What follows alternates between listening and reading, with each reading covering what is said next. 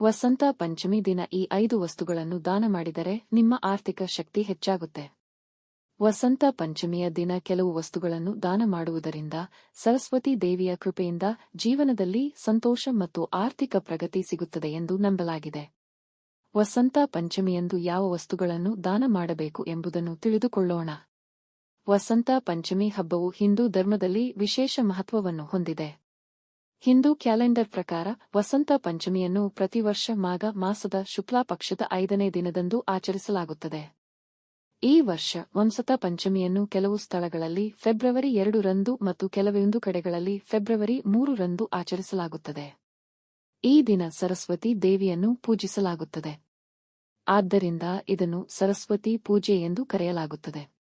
ವಸಂತ ಪಂಚಮಿಯನ್ನು ಬಸವಂತ ಪಂಚಮಿ ಅಂತಲೂ ಕರೆಯಲಾಗುತ್ತದೆ. ಹಿಂದೂ ಧರ್ಮದ ನಂಬಿಕೆಗಳ ಪ್ರಕಾರ ಸಂಗೀತ ಮತ್ತು ಕಲಿಕೆಯ ದೇವತೆಯಾದ ಸರಸ್ವತಿ ದೇವಿಯನ್ನು ಪೂಜಿಸುವುದರ ಜೊತೆಗೆ ಈ ದಿನದಂದು ಕೆಲವು ವಸ್ತುಗಳನ್ನು ದಾನ ಮಾಡುವುದರಿಂದ ಜೀವನದಲ್ಲಿ ಸಂತೋಷ ಮತ್ತು ಸಂಪತ್ತು ಬರುತ್ತದೆ. 1. ಆಹಾರ. ವಸಂತ ಪಂಚಮಿಯಂದು ಆಹಾರವನ್ನು ದಾನ ಮಾಡುವುದು ಬಹಳ ಶುಭವೆಂದು ಪರಿಗಣಿಸಲಾಗಿದೆ.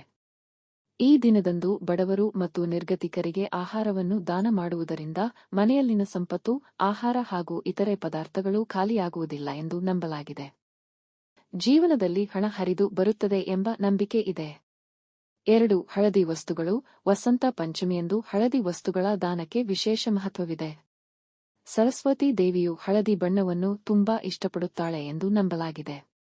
ವಸಂತ ಪಂಚಮಿಯಂದು ಹಳದಿ ಬಟ್ಟೆಗಳು, ಹಳದಿ ಸಿಹಿತಿಂಡಿಗಳು ಮತ್ತು ಆಹಾರ ಮುಂತಾದ ಹಳದಿ ವಸ್ತುಗಳನ್ನು ದಾನ ಮಾಡುವುದರಿಂದ ಜೀವನದಲ್ಲಿ ಸಂತೋಷ ಮತ್ತು ಸಮೃದ್ಧಿ ಸಿಗುತ್ತದೆ ಎಂದು ನಂಬಲಾಗಿದೆ. 3. ಶೈಕ್ಷಣಿಕ ವಸ್ತುಗಳು.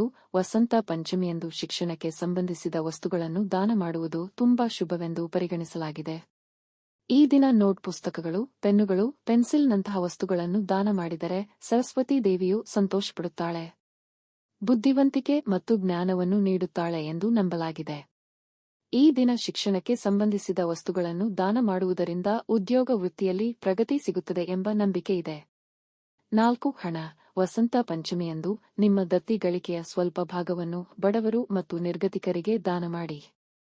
ಹೀಗೆ ಮಾಡುವುದರಿಂದ ಲಕ್ಷ್ಮೀ ದೇವಿಯು ಸಂತೋಷಗೊಳ್ಳುತ್ತಾಳೆ.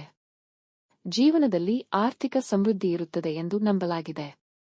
5. ತಾಯಿ ಸರಸ್ವತಿಯ ನೆಚ್ಚಿನ ಭೋಗ ಯಾವುದು? ಪೂಜೆಯ ಸಮಯದಲ್ಲಿ ತಾಯಿ ಸರಸ್ವತಿಗೆ ಕಡಲೆ ಹಿಟ್ಟು ಲಡ್ಡುಗಳು, ಸಿಹಿ ಅನ್ನ ಮತ್ತು ವರವನ್ನು ಅರ್ಪಿಸಬೇಕು. ಸರಸ್ವತಿ ದೇವಿಗೆ ಈ ಪದಾರ್ಥಗಳನ್ನು ಆನಂದಿಸುವ ಮೂಲಕ ವೃತ್ತಿ ಜೀವನದಲ್ಲಿ ಯಶಸ್ಸು ಮತ್ತು ಅದೃಷ್ಟವನ್ನು ನೀಡುತ್ತಾಳೆ ಎಂದು ನಂಬಲಾಗಿದೆ. ಭೋಗ ಎಂದರೆ ದೇವರಿಗೆ ಅರ್ಪಿಸುವ ನೈವೇದ್ಯ ಅಥವಾ ಆಹಾರವಾಗಿದೆ.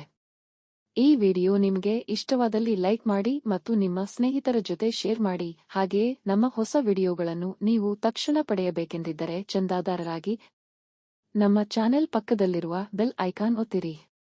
ಧನ್ಯವಾದಗಳು.